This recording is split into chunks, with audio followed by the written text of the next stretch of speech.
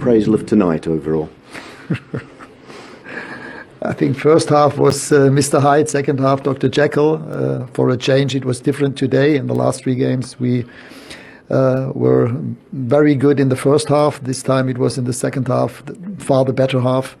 But in the end, it was important to get the 3 points against an informed team. I mean, it's not so easy to play against a team like Brighton, very possession-based, with full of confidence. And yeah, we had to take more risk in the second half, to attack them in higher positions, to attack them even with our wingers on the centre-back positions, and it paid off. We not only scored the goal, but also had the red card on Dunk, with a brilliant situation from Anthony Elanga where he intercepted. And we had more turnovers in the second half, and obviously after the red card, we should have taken the game home much earlier. It should have been 3-4-0 after 75 minutes. But again, I think there is a little bit of a lack of assuredness in front of goal, and I very much hope that in the next couple of weeks we take more advantage out of those opportunities that we had again today.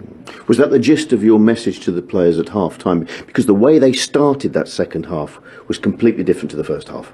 Yes, but we had to. I mean, we realized that they had far too often possession of the ball, and we could only in very few situations intercept in the first half. And for us, it was clear. It was either should we change formation, for example, to a back 3, which is we have not played that often since I arrived. And we decided to stick to the 4-2-3-1 and take more risk, just telling our wingers to attack the centre-backs on the ball side and our full-backs to jump high to their full-backs. And again, it paid off. In the first 10 minutes, we had a lot of more success moments. And this, of course, raised our level of confidence. And the crowd were all of a sudden not moaning, but behind the team. And I can understand the crowd, because at home against with Manchester United against Brighton, if they have it feels like 60% possession of the ball. This is not what they want to see. How grateful were you to David De Gea tonight for his first half saves, and one in particular from Jakub Moder? Yes, I mean, that's has been the case in the last couple of weeks, in the last 10, 12 games, quite a few times. Brilliant save after the header from Moder. But again, that's why we have one of the best goalkeepers in the world here at Manchester United. You lost Varane before the kick-off. What happened? Bring us up to speed, if you would. Well, on the way from the hotel after dinner and after the team meeting, he felt uncomfortable. He had some stomach problems, and we were hoping to get rid of it and to get it better with some medication. But in the end, he just didn't feel well, and that's why we then decided to play Victor Lindelof instead. In terms, finally, of kick-starting your season, we spoke about this before the game. How significant does this performance and this result, moreover, tonight feel?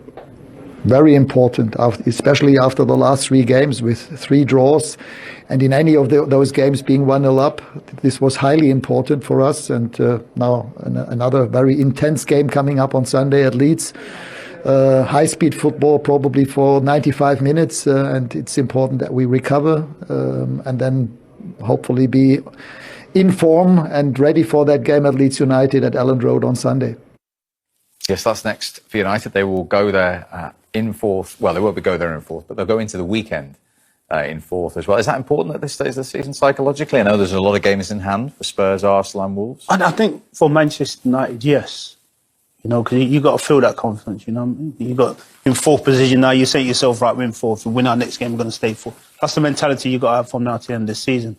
You know, there's going to be a lot of points won and a lot of points dropped. You know, what Manchester United just going to need to find some kind of consistency from now until the end of the season. Any team that does are going to finish fourth, aren't they? The way this is going, this race.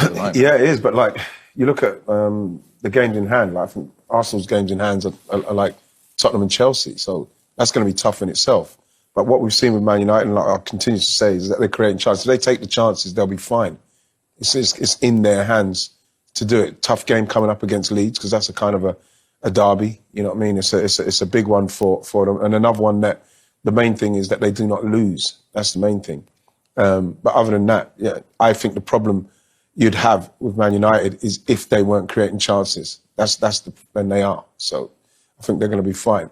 Well, they've got some big games coming up after Leeds. Watford at home, and then look at March. Manchester City in the derby, Tottenham at home as well. The Liverpool game will not take place if they beat Norwich in the FA Cup, because that's the quarter-finals of the FA Cup. Then at home to Leicester, you've got to throw a couple of games in the Champions League last 16 against Atletico Madrid as well. That could be season-defining, that period. That's a tough match. That's a real tough match. Champions League football, you know, gives me the opportunity to go forward or get knocked out, and then your league position, you got to win your league games to try and get yourself back in the Champions League if you do get knocked out. March is going to be a tough one. And for me personally, they're going to have to play a little bit better than they have been to get the results that they need. And to play for 90 minutes. I mean, you just heard Ralph Rangnick there explaining, again, he's only had 45 minutes really tonight in terms of the performance. Yep. And it's going to be a real tough game come Sunday against Leeds. Massive game, you know. I've had the opportunity to play in that game, and it's going to be lively. And the way Leeds play as well, Manchester United are going to have to be up for that game. I mean, there's already been so many twists and turns with the other clubs and dropping points. Well, all of those clubs, all of the clubs need something. You look at Man United and the way they're playing. You like to think that if you've got goal scorers and you can keep yourself organised, you could get something against Man United. There's no easy games there, the way Man United are playing, and they've shown that in the last couple of games. But, like I say, they've got the capability of turning it on. You know what I mean? For me, Pogba's got to be starting in the games for me now. He's got to be starting because he's going to give them that control that they need when the game's kind of getting away from him. He'll get on the ball, he'll pass it forward, he'll be able to link the play, manage the game a little bit more, and then hopefully when the chances come, Man United take them. Have they still got, out of all the contenders for fourth, the best squad, the best players to do it? Yeah, without a doubt.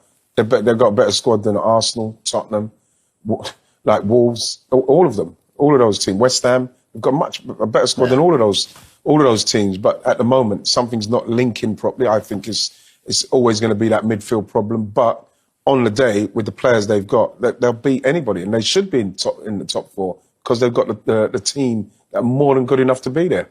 I think for Manchester United as well, I think in this position, it's better to have the points than the games in hand. I mean, I was never a fan of, but you got 2 games in hand, but you got to get the points. Andy, Wrighty, thank you as ever for your company Thank tonight. you. Manchester United, temporary at least, are into the top 4. One of 3 of us will see you soon.